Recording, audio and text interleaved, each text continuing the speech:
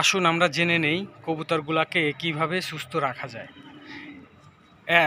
সবসময় কবুতরগুলাকে সঠিক সময়ে খাবার দিতে হবে। দ্বিতীয়ত, সঠিক সময়ে কবুতরগুলাকে ওষুধ দিতে হবে।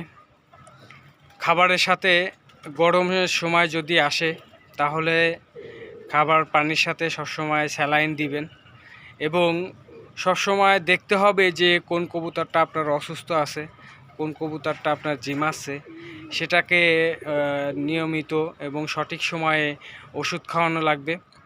এগুলা করলে পরে আপনারা কবুতরগুলাকে সুস্থ রাখতে পারবেন।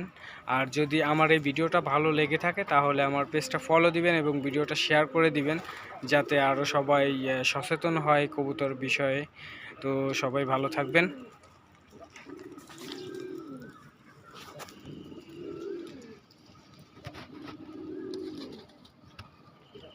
তো দেখতেছেন যে কবুতরগুলা আপনাদের কাছে কীরকম লাগতেছে জানি না, তো কমেন্টের মাধ্যমে জানাতে পারেন।